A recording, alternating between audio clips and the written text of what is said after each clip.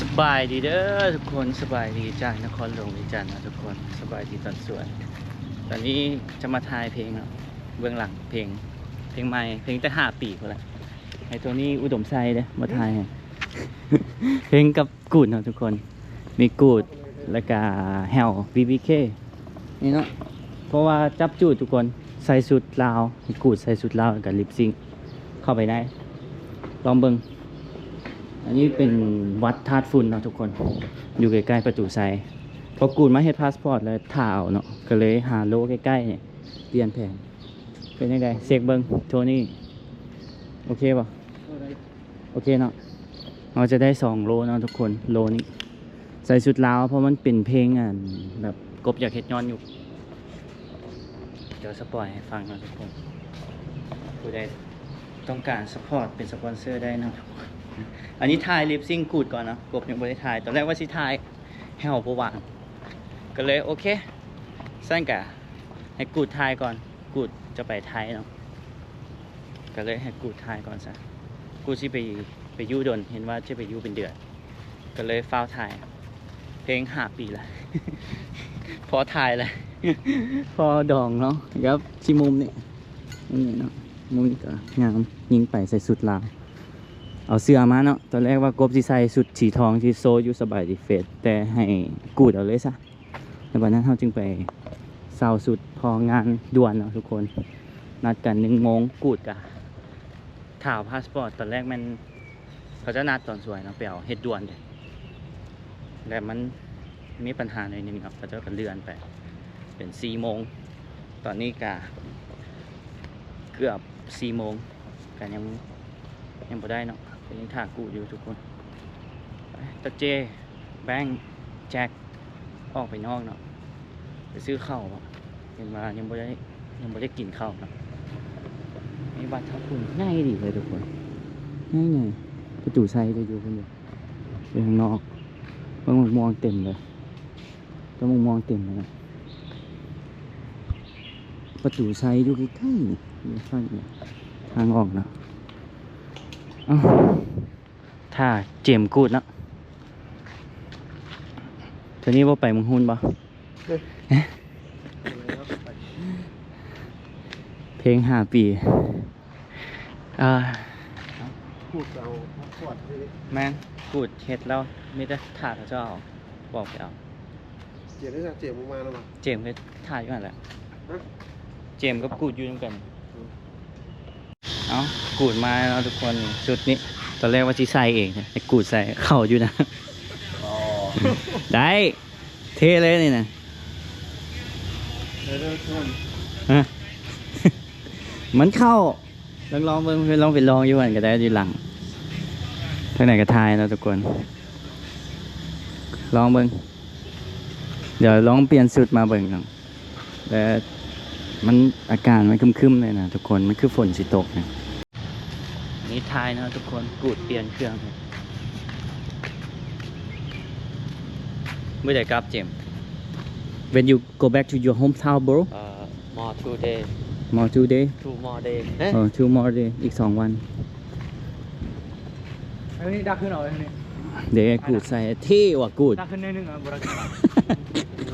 ดับเปิ้ลว่ะ ดิวมึงดู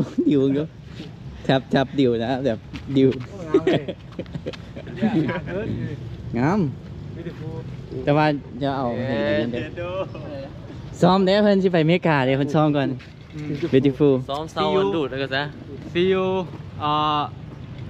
US แคลิฟอร์เนีย โอ้มือใด แคลิฟอร์เนีย12 ทเวล 13มัน 10 ที่ เนี่ยวะ 10 ที่ ว่า13เลย เจนจี 10 3 2 0 2 เ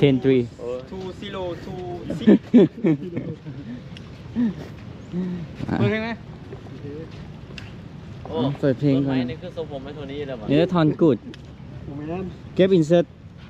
ตัวนี้เก็บอินเสิร์ตก่อนก็ได้ไป ไม่ใช่ว่าสั่งเห็นเขา เดี๋ยวต่อลำโพง แต่ กั เมื น องหุ้น มาท่าอยู่ทางไหนนี่ เพลงโตไทยอยู่ทางกันเลยมือยึดทาย2 มื มื อ อ กัน3 ใช่กดบลูทูธกดเปิดแล้ววะเปิดให้ไง อยากได้ตัวนี้มาผูกเลยเนาะ อันนี้วัดธาตุฝุ่นเนาะทุกคนคอน ครู่บาแล้วเนาะขอเพิ่นก็ว่าโอ้คนมาถ่ายหลายได้อยู่นี่มาถ่ายตลอดมิดเดลอนนี่วะแบงค์จับลำโพงไอ้เนี่ยแบงค์ตามโทนี่ผู้ใดจับลำโพง ไปวัด โอ้มันบ่เป็นเพลงแรป ไม่เป็นเพลงเศร้า เอ้ยอย่าขึ้นไอ้นี่เลยเบื่ออยู่มาเดินไป เจ้าไปอยู่แห่งโหนใดเนาะเพลงนี้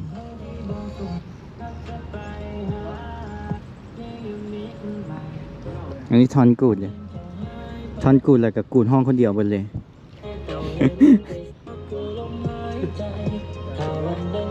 เอาขอเพื่อนเลยนะทุกคนนะครับ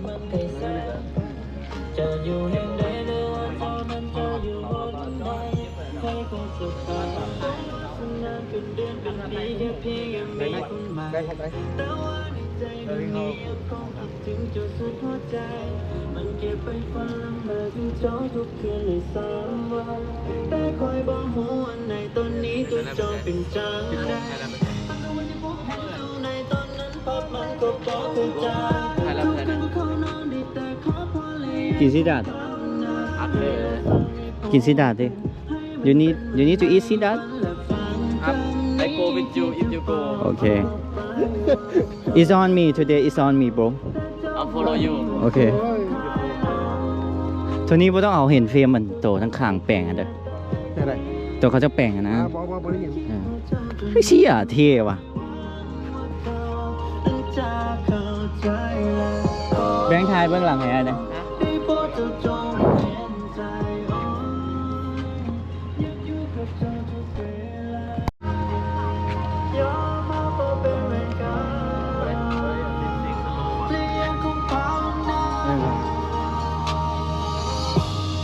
เจ้าไปอยู่แห่งหนใด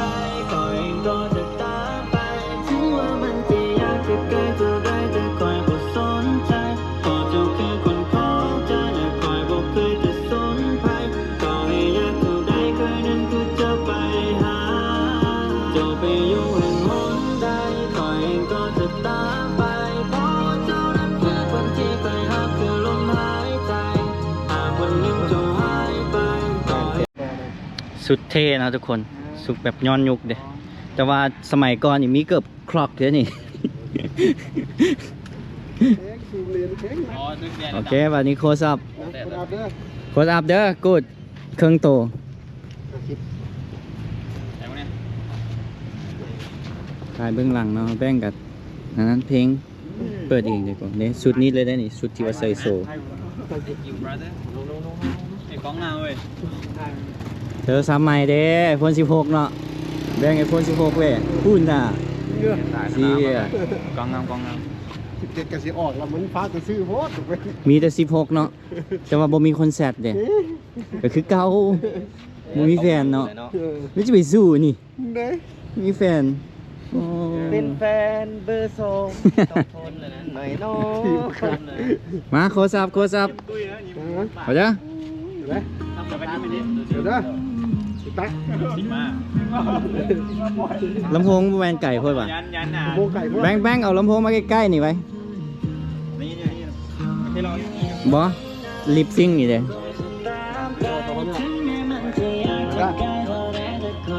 บ่ฮอดง่ายที่ เดี๋ยวสิฮอดเลยนี่ ลืมใส่แว่น โอ้ยมา เดี๋ยว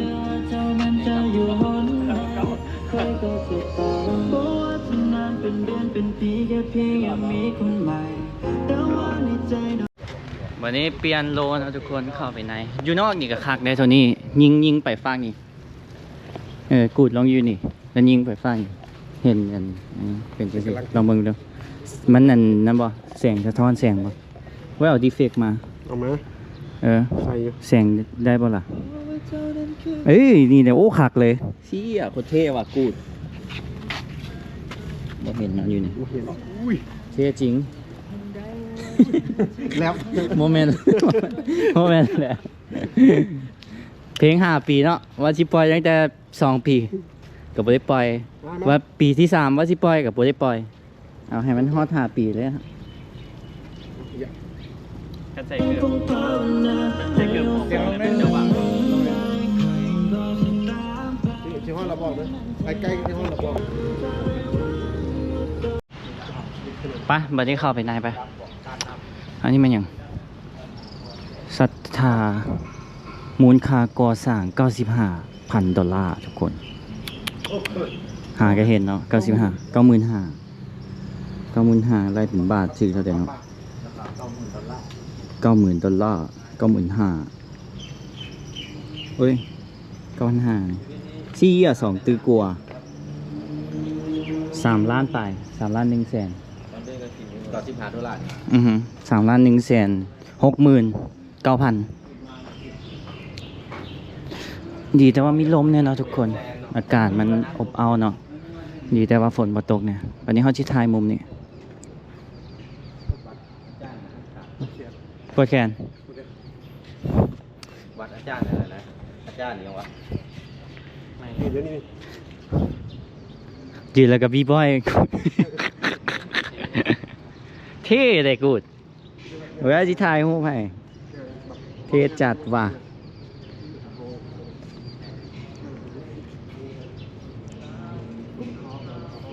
เพราะว่า MV ที่แบบย้อนยุคเนี่ยทุกคนกบก็ไม่เห่าสิอันนั้นนะ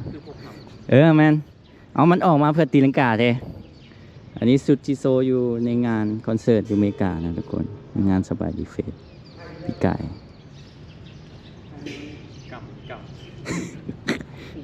เห็นโทนี่เกรด4เขาเด้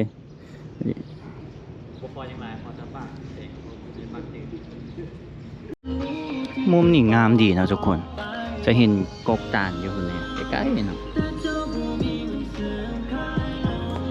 ตัวนี้เอามุมนี่เนี่ยเห็นกกต้นตาลเนี่ยเห็นป่ะข้างหลังแบ็คกราวด์ข้างหลัง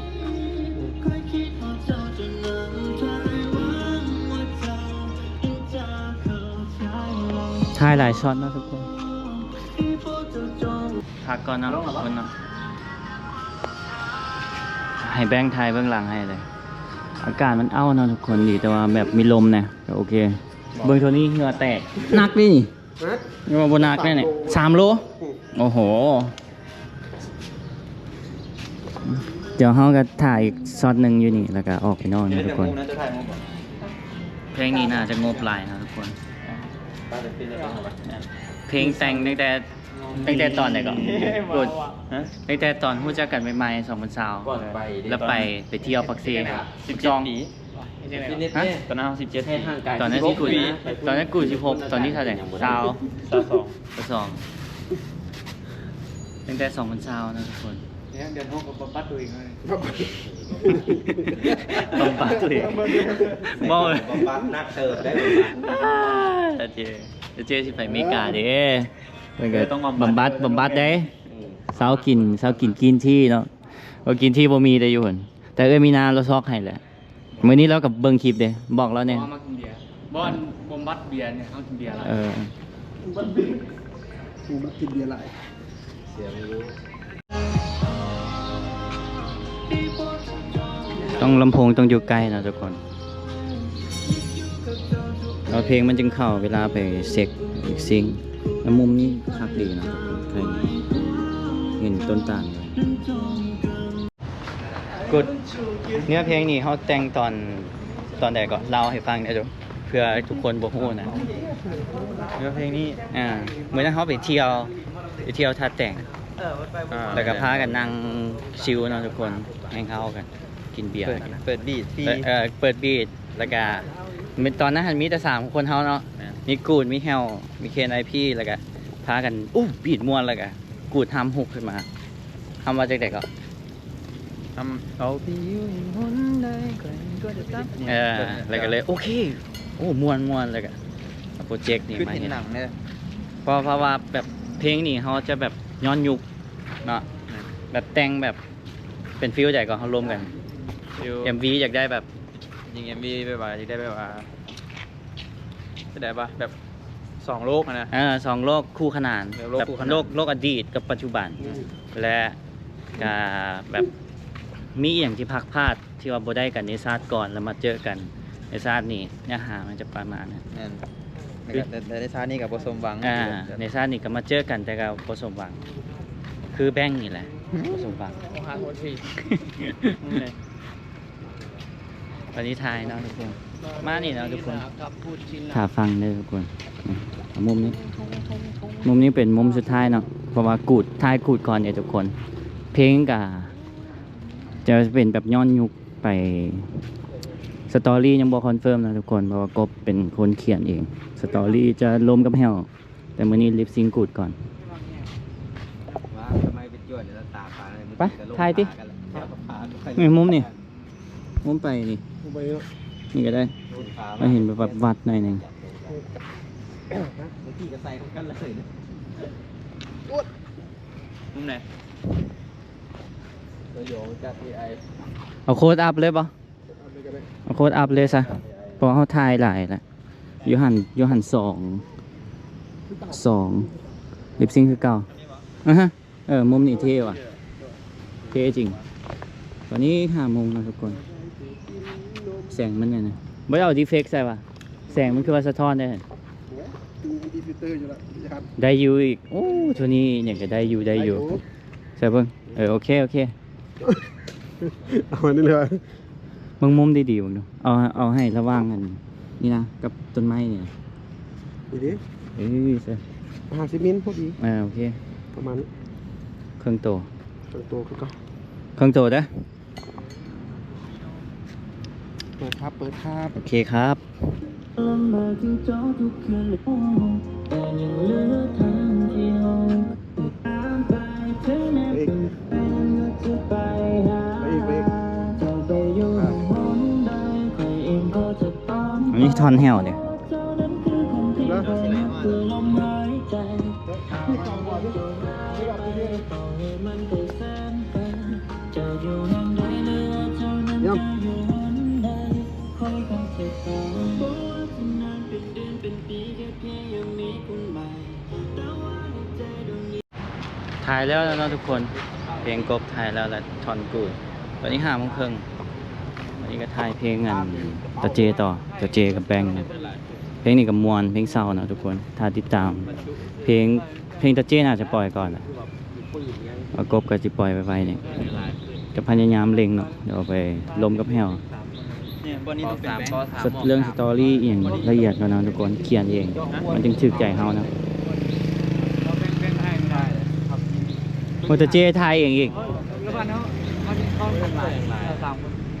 ประมาณนั้นอะไรพวกนี้จริงๆมุมนี้เป็นแบงค์พอดีเลยแบบพอยืนห้องค่อยห้องแบบเดียวต่อจากมุมไปเลย วันนี้กูเป็นคนไทยเนาะจีเป็นคนไทย กูเป็นคนไทยกูลิปซิงเจมไทยเองเลย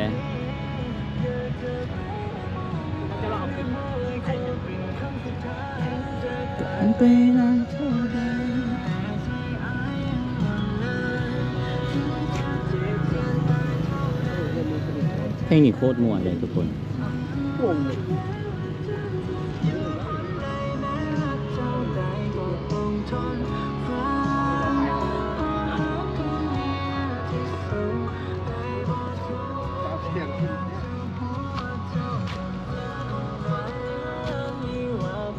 ตัวนี้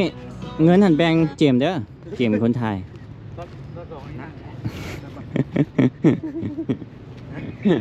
นัก แต่เจไปเลือกมุมคุณอันนี้ทางอยู่ในวัดนะทุกคนยังถ่ายอยู่โลเดียวอยู่ในวัด คอยมันดังดอกไม้เอารถมาแล้วรีบบอก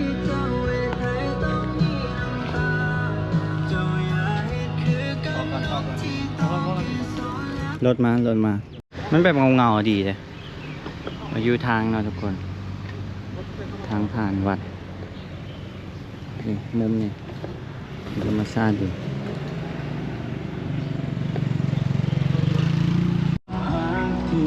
วันนี้ทายเนาะ3 คน ตอนนี้ยังบ่ติดลิขสิทธิ์เธอเลยเพลงยังบ่ปล่อย เอาลงได้คลิป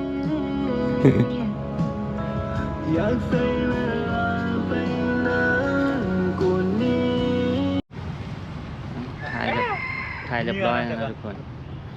นี่จะได้ขี้ติ่ม สองไอ้น้องเขาเถียงกันตลอดนะถ่ายไหม ถ่ายเรียบร้อยเนาะทุกคนอันนี้เบื้องหลังการถ่ายเพลงนะทุกคนถ้าเบื้องติดตามเนาะเดี๋ยวยังช็อตกบแล้วก็แฮวแต่มือนั้นน่าจะแบบมือหนึ่งเต็มหมดมือเลย แล้วก็ถ่ายสตอรี่เรื่องราวนางเอกมี